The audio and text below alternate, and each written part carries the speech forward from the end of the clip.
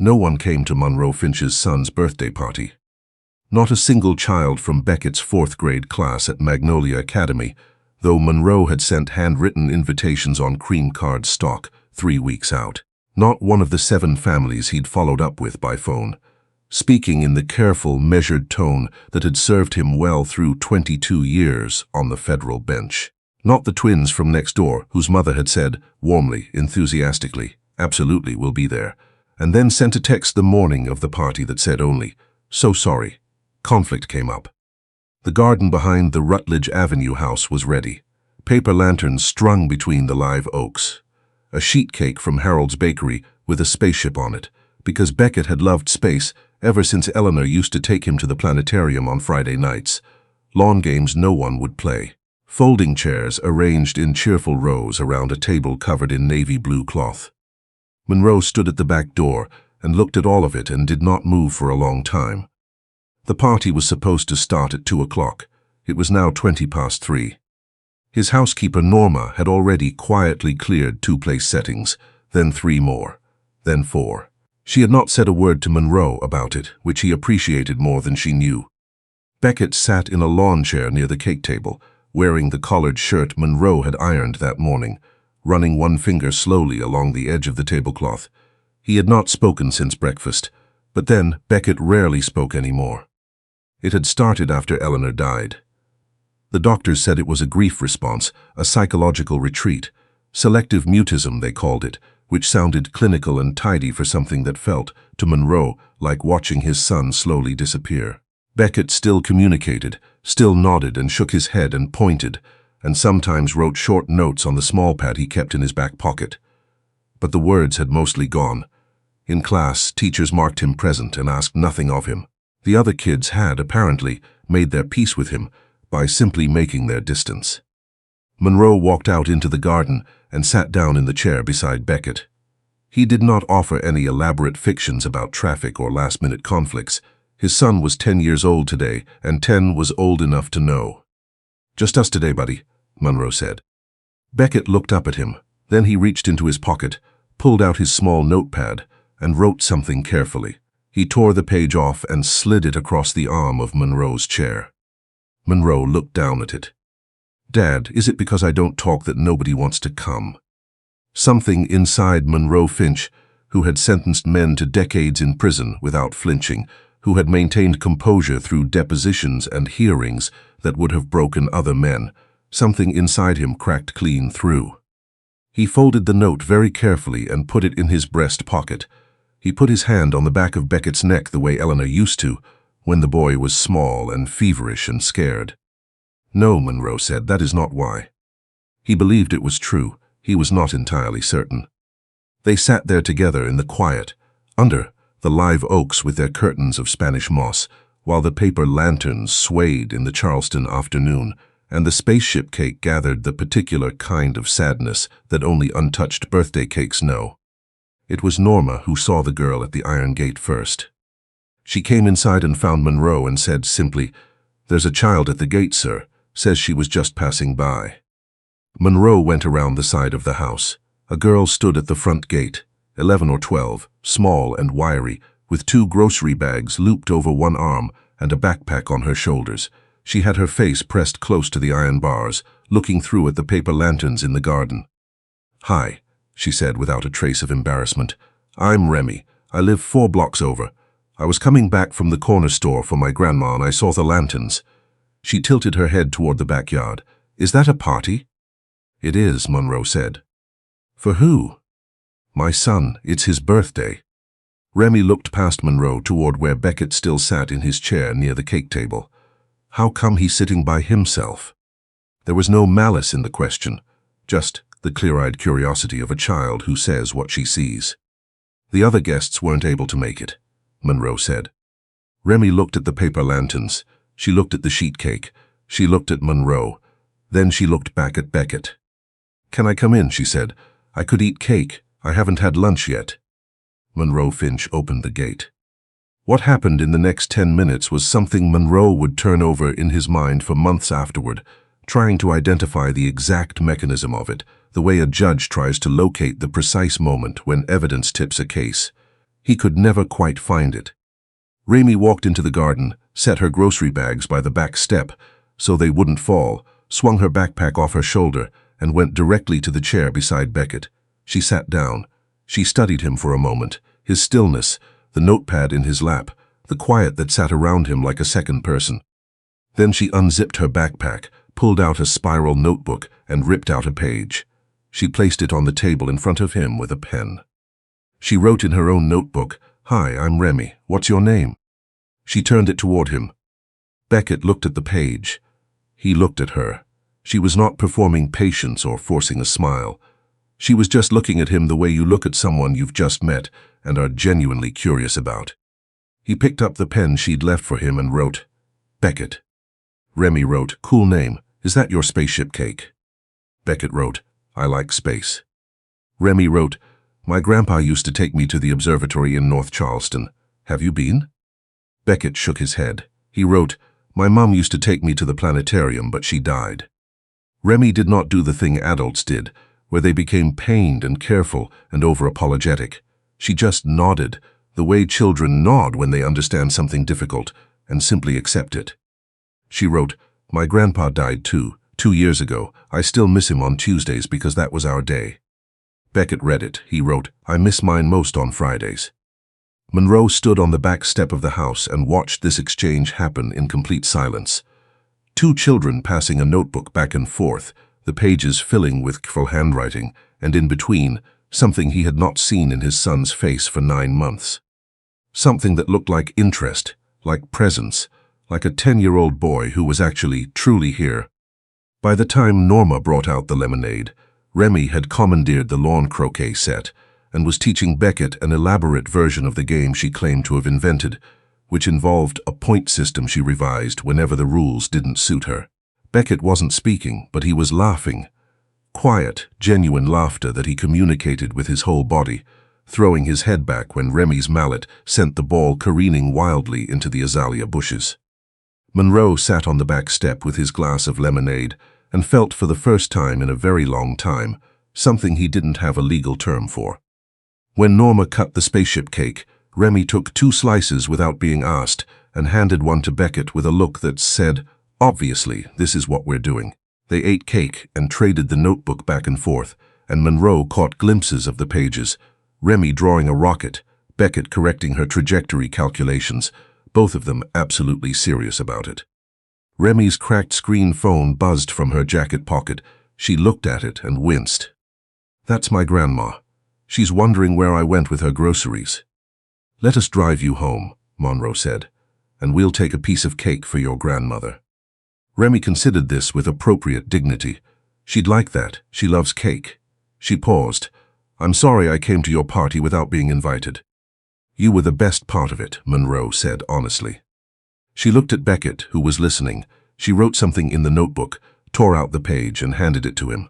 Monroe didn't see what it said until later when he found it on Beckett's nightstand. It said, "Same time next Saturday. I have more game rules to invent." Underneath, in Beckett's handwriting, "Yes, bring your notebook." Dolores Orozco lived in a small white house on Spruill Avenue in North Charleston, with window boxes full of marigolds and a front door painted the particular shade of turquoise that her late husband Ernesto had chosen the summer before he died.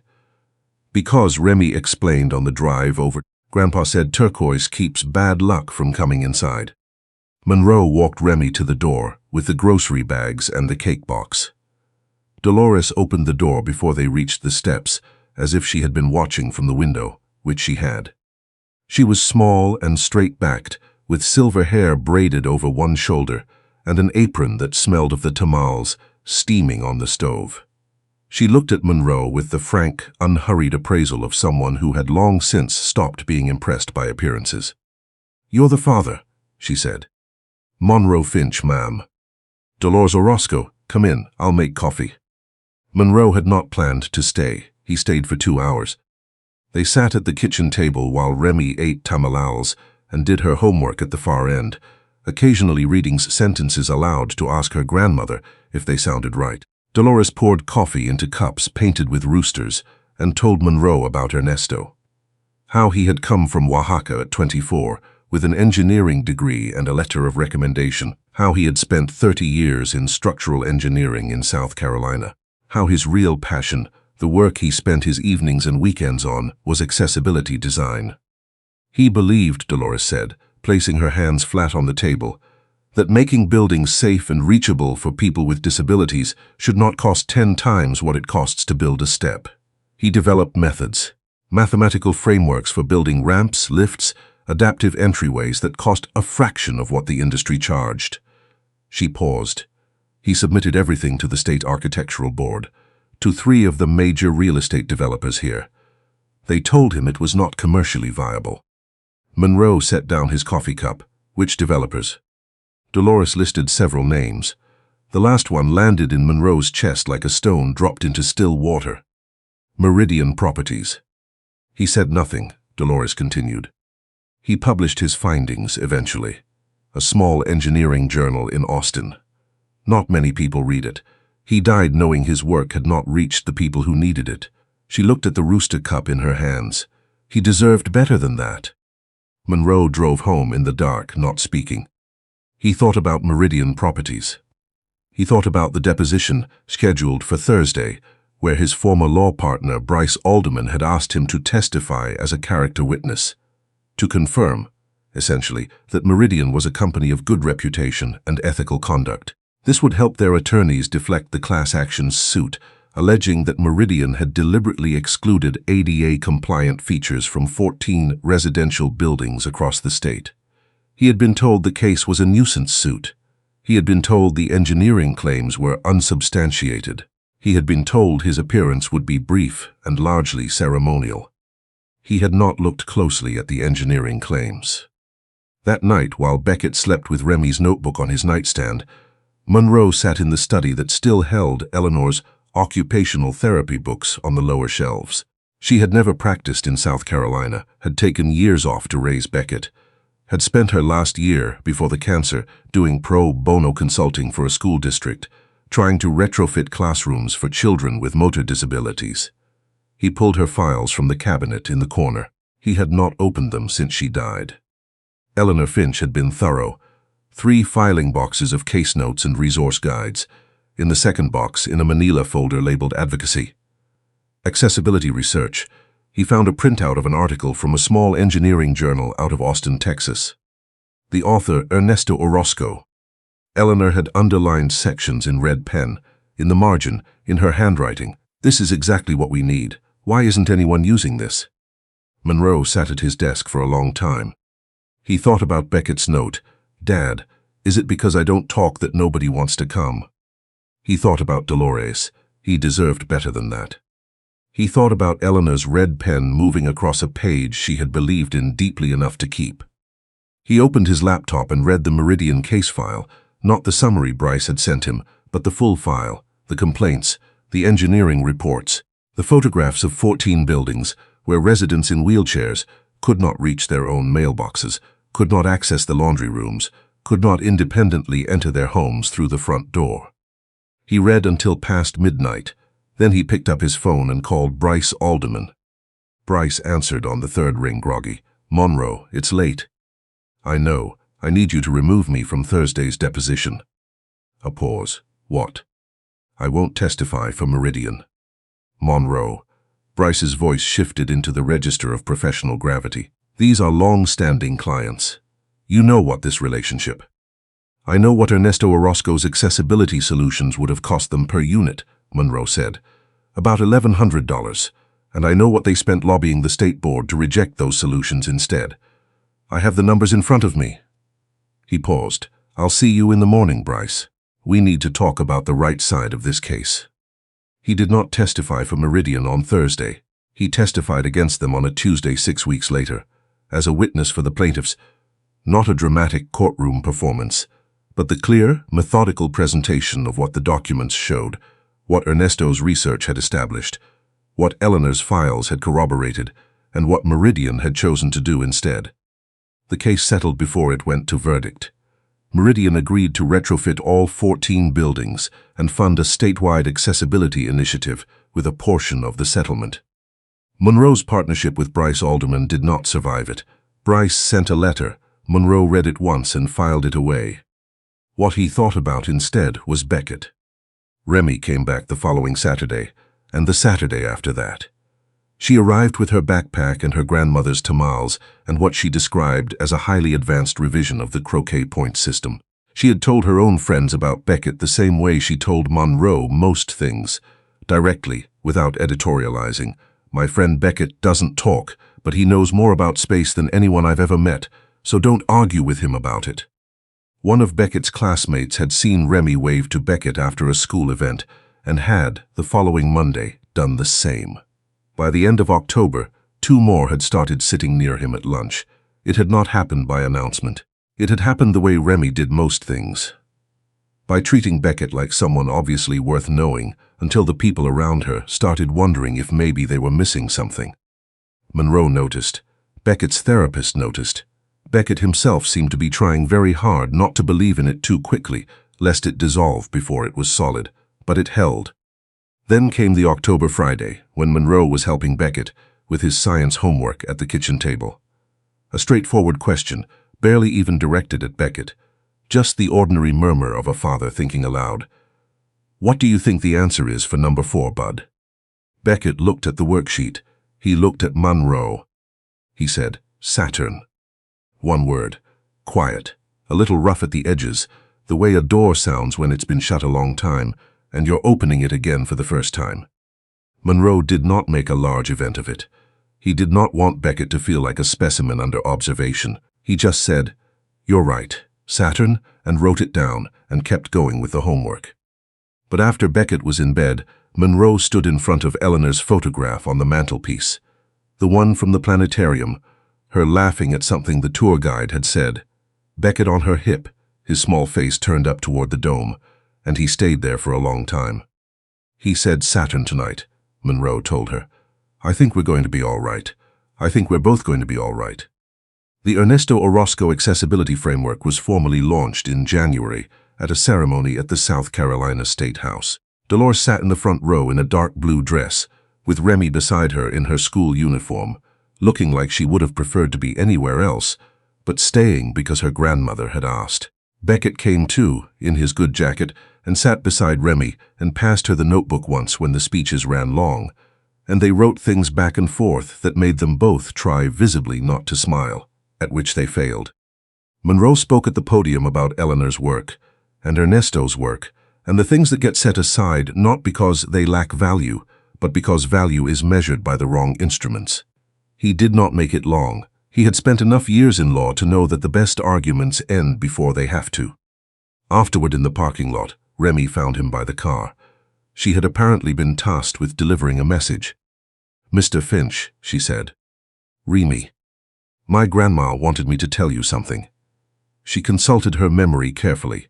She said Ernesto used to say that good ideas don't disappear. They just wait for someone who sees them. She nodded, satisfied that she had delivered this accurately. Then she went back to where Beckett was waiting by the other car door. Monroe heard her say something to him. He heard the scratch of the notebook, and then, barely, faintly, with the particular quality of something still new and fragile and brave, he heard Beckett's voice answering back. One word. Then 2. Then a whole sentence about a cloud formation he had noticed on the drive over. How it looked exactly like the rings of Saturn if you tilted your head right. Monroe did not turn around. He stood with his hand on the roof of the car and let the January air come off the harbor and let his son's voice be there, finding its way back into the world without ceremony, because some things need room to happen in the open without being watched too closely. He thought of Eleanor. He thought of all the things she had seen clearly that others had been too slow to notice. He thought she would have recognized Remy on sight, the same quality, the same refusal to look away from another person's realness, the same instinct to simply show up and hand someone a pen and wait, without pressure, to see what they might write back. Monroe got into the car. In the back seat, Beckett and Remy were already deep in the notebook again. Remy was explaining, with great conviction, why her updated croquet system constituted a legitimate branch of applied mathematics. Beckett, periodically, was using his actual voice to dispute specific points. Monroe started the engine. He drove through the January streets of Charleston, with the sound of his son talking in the back seat, and he let that be enough. Let it be, in fact, the whole world, 2 kids and a spiral notebook, and the long, unhurried business of learning to belong somewhere again, which had started on a September afternoon with paper lanterns, and a girl who looked through an iron gate, and thought not, that's not for someone like me, but simply, I wonder if someone in there could use a friend.